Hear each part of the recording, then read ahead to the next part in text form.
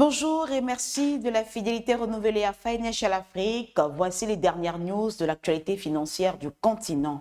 Au Mali, le pays subit de plein fouet une série de suspensions des activités de la part de ses partenaires financiers.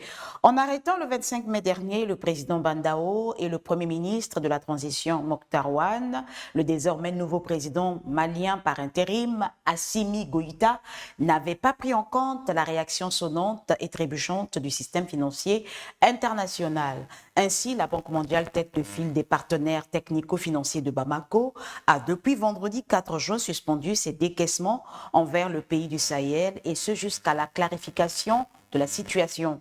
Cette suspension de la Banque mondiale intervient après celle de la CEDEAO et du FMI. CEEAC, les chefs d'État et de gouvernement des pays membres de la communauté économique des États d'Afrique centrale se sont réunis en sommet extraordinaire à Brazzaville le vendredi 4 juin pour examiner la situation préoccupante du Tchad. En Mauritanie, le Conseil de politique monétaire de la Banque centrale de Mauritanie a tenu une réunion le vendredi 28 mai 2021 sous la présidence de M. Cheikh El-Kébir Moulay Taher, gouverneur de la Banque centrale de Mauritanie. Au cours de cette réunion, le Conseil a suivi une présentation sur l'analyse de l'évolution récente de la conjoncture économique nationale et internationale. COSUMAF, la Commission de surveillance du marché financier de l'Afrique centrale, informe l'opinion publique des campagnes frauduleuses de collecte de fonds du public et de placement en violation de la législation en vigueur. En effet, certaines sociétés, dont notamment Global Investment Trading, High Life International Cameroun, Cameroun Invest, Timex Trading Cameroun, TJTM Cameroun et Tengus Investment procèdent à la collecte irrégulière des fonds auprès du public contre des titres de capital, des placements financiers et de biens divers avec des promesses de rendement allant de 100 à 500% de la mise initiale et dans les délais raisonnables. Au Togo, la fintech togolaise Semowa et Ecobank Togo ont lancé le 3 juin 2021 à Lomé une nouvelle solution mobile banking via WhatsApp. Dénommée Express Cash by Semowa, la plateforme permet de rendre disponibles et permanemment les services mobile money des deux opérateurs de téléphonie mobile aux utilisateurs à travers la zone UEMOA et sur tous les marchés de la banque. Bloomfield Investment Corporation, la résilience de l'économie ivoirienne peut-elle absorber les conséquences de la pandémie et relancer la croissance? C'est par cette question ouverte à la hauteur des enjeux de l'économie africaine et mondiale qu'a démarré la 5e édition de la conférence Bloomfield Investment Corporation. Le panel d'ouverture modéré par le journaliste Alain Foucault a fait l'objet le dimanche 6 juin 2021 d'une retransmission sur RFI et France 24.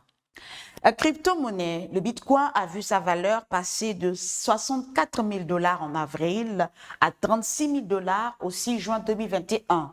Alors que la grande conférence sur la crypto-monnaie réunissant stars et boursicoteurs se tenait le 4 juin à Miami, la monnaie virtuelle ne cessait de gringoler sur les plateformes de trading, suscitant inquiétude et interrogations, surtout de la part de ceux qui ont rejoint la vague des acheteurs à partir du mois d'avril, avec la foi ardente des nouveaux convertis.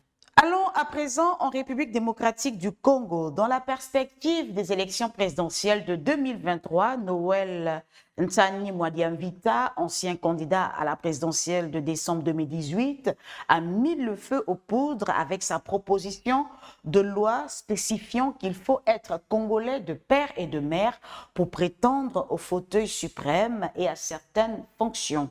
Une proposition au relent de l'ivoirité, cette interprétation étroite de la nationalité qui a eu des conséquences néfastes sur la première économie de l'Afrique de l'Ouest.